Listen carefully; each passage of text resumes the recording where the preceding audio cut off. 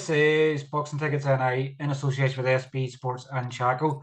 We're delighted to be joined once again the whole way in Limerick with our good friend Jamie Morrissey. How are you, mate?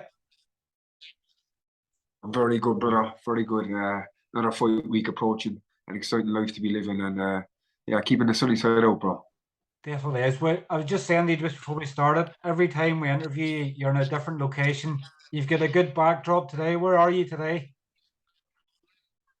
I'm in the University of Limerick, man, where I spent 4 years studying here. I'm actually out here teaching now. I teach Ukrainian refugees English as a second language, we'll say, as they approach their kind of the start of their kind of study here and things like that. Um, so yeah, man, it's a cool job. It's a rewarding job in terms of job satisfaction. It's right up there, and they're a cool bunch. So just helping them get the grips of professional English prior to initiating their study here.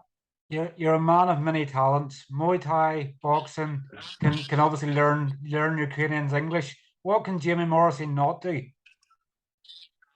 And you haven't even heard me rap yet, bro. we're saving that for a rainy day, aren't we?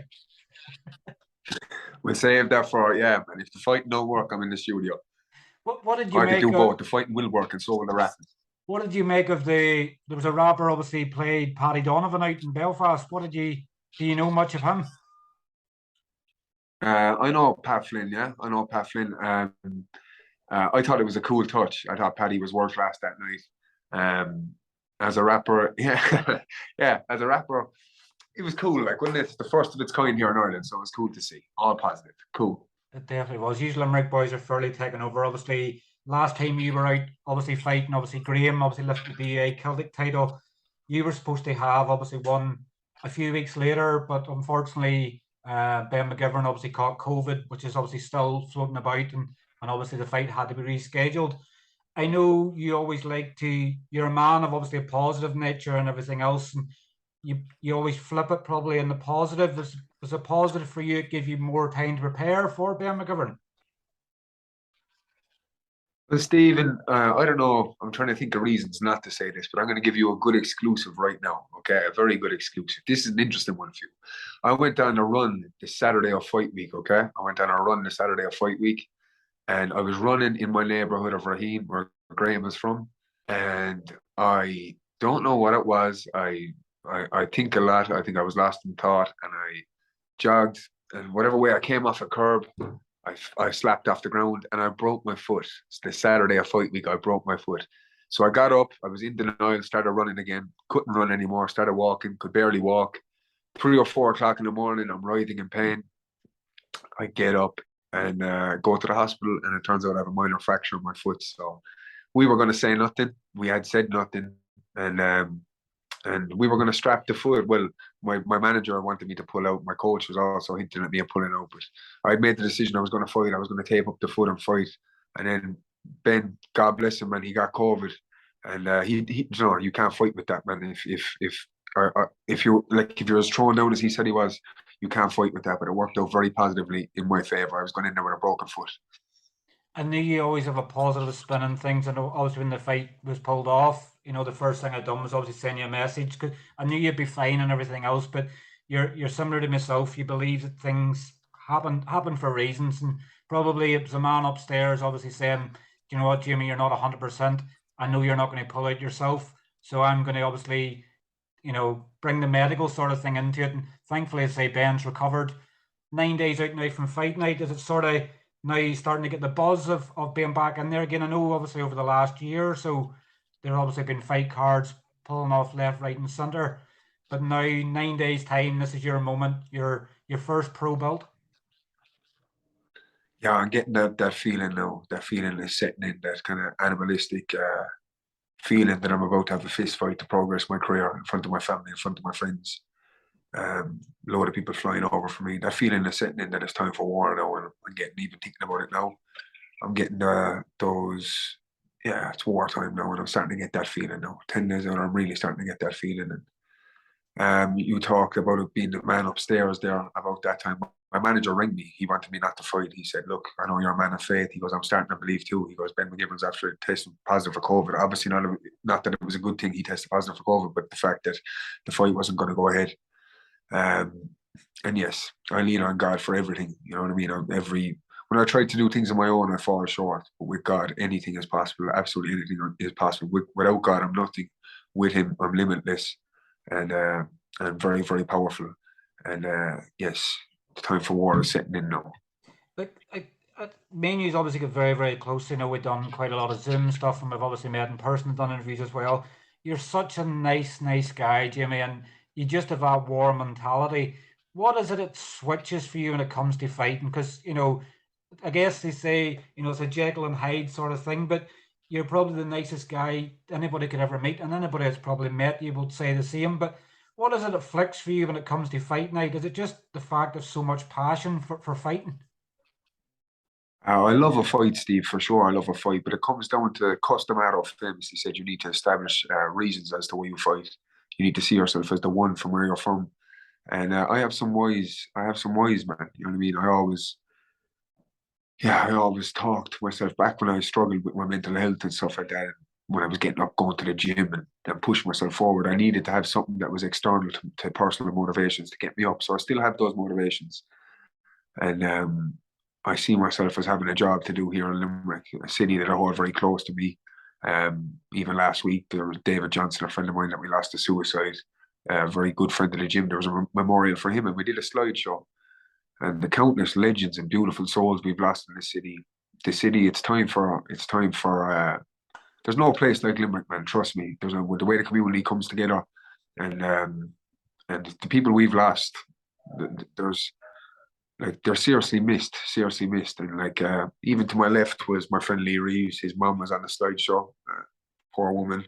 His best friend, one of his good friends was David. He was to my left. To my right was Dylan Tully. Three of us standing there watching the show. Dylan Tully, first cousins of the late great Kevin Sheehy. And then my best friend, one of my best friends, Wayne Colbert, his son was on the slideshow. So we've had a lot of loss in the city. So I'm very, very proud to represent Limerick, represent the souls we've lost, and represent this movement going forward and be part of this professional boxing revolution that's going on in Limerick right now. And to be part of that is something that makes me very proud. And when I win this belt on Saturday, I'm going to die a happy man regardless of what else happens in my life. It's obviously I know from speaking with yourself and Graham and Lee and Paddy and Eddie and even Jason as well. Everybody, these are all one big family in Limerick, and I guess you know if you could do anything, I guess the success in sport can sometimes bring happiness for people, obviously in dark times. You know, I know there needs to be more done, obviously politically, obviously to help people through mental health everywhere. But Limerick seems to have been getting it very, very bad recently, and I guess my thoughts and obviously prayers with anybody that's obviously going through you know so much tough times at the moment. Yeah, see, it's up to people, it's up to the individuals to make the difference because the state is not with us. Let's call a spade a spade. The state isn't with us. The state, there's been people, brothers and sisters of ours going into that river collectively in crazy numbers for the last 10 years, and there hasn't been 1 ounce of state investment in relation to why or any inquisition as to why. So it's up to people that are prepared to go and have a voice to go and make the difference. Like we have people patrolling that bridge every night and day, making sure people aren't jumping in. If that isn't craziness or alarming in its highest form, I don't know what is. But you won't see that in the news. You'll see monkeypox found in Congo. You'll see that on the news to initiate further fear into the masses. But the state aren't with us. The sooner that you can recognise that, the sooner you'll be more armed to help yourself and help the people around you. They don't care about us. So it's up to people, even the people that are patrolling the bridges, they're privately funded. If I was to explain to my mother if I was to tell my mother 30 years ago when she was growing up that that's the way Limerick would be now, she'd tell me I'm crazy. But it is the way it is now. And I know that you have similar situations up north. We can't wait for the state to help us. They pretend that they care. In truth, they don't really care. I think that's clear enough to see. So it's up to us to help ourselves. I guess the good thing was, you know, with success coming, you know, Lee Reeves obviously won his belt in America, Paddy Donovan obviously lighting everything up, Graham obviously won his belt, you winning your belt next week. It brings wee things back to Limerick that people can remember that there's so much good there. And I guess these are always role models for anybody coming through, you know, like if somebody needed help in any way, you know, you'd probably tennies would go in the one car, you know, to help. That's obviously how much, you know, you're passionate about helping people. Yeah, man. Three great guys there. Leary is the man. Paddy is just a world class fighter. And Graham, what a guy as well. And yes, that's the way we are down here. We're very proud of that. Anyone that comes into Aramais, I am the home of Limerick Combat, the Thai boxing gym where I started. Every fighter you just named trains out of there now. So anyone that walks into that gym stays there because that's the way the mentality is, that's the way the environment is, and that's why it's the gym to be at in Limerick. Well, on your opponent, obviously, I know we're sort of, I guess, when you're on a sort of subject like that, it's hard to sort of get past it. But obviously, on your opponent, Ben McGivern next week, I'm probably friendly with you and Ben. Obviously, I've interviewed Ben a few times, but in some ways, is the Ben fight probably, because I would say probably you needed to sit down a bit more on your punches, punching down on someone like that. That's going to get you, probably going to make you more powerful because you'll be able to sit down on your punches more. Is that something you're sort of looking at as a positive, the Ben's height and reach? I'm not taking his height and reach. Like people keep saying, "Oh, you're too long for him, too young, whatever." Absolute nonsense. We're dealing with another human being here, and the human spirit is something that can't. It's untangible and it can't be measured. It can't be. It can't. You're dealing with another human being, someone who's been up and down in life, 34 years old, and this is his chance as well as it is mine. So height, reach, all that, I don't care. I'm coming for war here against a person that I respect him as a fighter. And I've watched his interview with you. I respect him as a man also. He seems like a cool guy. So all that, not thinking too much into it. We're going to have a fist fight and I'm ready for that. So. Well, he was also saying as well that he's obviously combated the height difference. He's going to wear his missus' stilettos. And if it doesn't work with the stilettos, he's going to take them off and beat you with them. So I don't know, maybe that's for something after the fight. But obviously, I guess he's a bit of a joker as well. I know Ben's been through a lot. He was on obviously the wrong side of life, and boxing changed his life again for him. I guess in some ways for you, obviously Muay Thai and boxing sort of changed your life. So it's just about whoever produces the most on the night gets a win. Yeah, well done to him. He seems like a cool geezer. Well done to him. And regardless of who wins Saturday night, we're both winners. We're both doing what we want. We're both boxing. We're both main event on a big show in Scotland. We're both winners. But yes, the best man will win Saturday. I want this so badly. I'm prepared to die in there, to be quite honest. I want it badly. I'm sure he does too. I respect him. I respect his story. We've both been down. We're back up here, and we're both going to war. So well done to him. He'll be ready, and I'll be there ready to fight as I always am. What does a win do for you next week? Obviously, I know you've had success as a Muay Thai. Does this sort of now bring the belief to you that you're a fully fledged professional boxer when you win your first title? I know I'm a fully fledged professional boxer. I'm 3-0, and I've beaten someone that a lot of people didn't give me a chance against. And I had a first round stoppage in my first one, and I thought I performed well in my last one, even though I could have stepped on the gas a little bit more. Win for this is a dream come true in truth. I have a big job to do against this guy, man. A big job to do. It's going to be a tough fight, but a win here for me is it's a dream come true. For the first ever to win domestic titles in Thai boxing professionally and in pro boxing. It puts me in a position again to initiate my mission here in Limerick and to step on further into that. And again, furthers my platform. So it means a lot to me. God willing, I'll get it done. And yeah, praise God, I'm ready for war. And a potential, and I know obviously I spoke to Kevin Cronin last week as well, a potential maybe Irish title fight in 2023, potentially with Kevin. I guess he's obviously have to both keep one in between now and then, but it looks the only real matchup that can be made probably for the Irish title. Respect to Kevin, respect to him, but he's not in the equation right now with Ben McGivern. So yeah, definitely. I know I just saw a touch on it as well, but obviously I told you to keep it short and sweet. We obviously wish you all the very best, as we always do.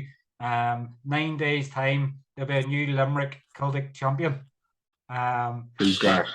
Thanks very much for your time as always, Jamie. We'll look forward to seeing you back in battle next week again. Will you be there, Steve? I'll not be, unfortunately. It's becoming a busy time. Unless Ian can give me the lottery numbers or something like that. I know he's a bit lucky in that respect, but it'd be good to obviously get over. But unfortunately, it doesn't look like this time I will get, I'm afraid. Right, that's all good, man. And listen, well done. I see your subscribers going through the roof on YouTube and stuff like that. Well done on that. You're doing great work. So thank you for everything you do in the scene as well, okay? 100%, Jamie. I'll speak to you soon. God bless, brother. Bye-bye. Cheers, take care. Thanks. Bye-bye. Bye-bye.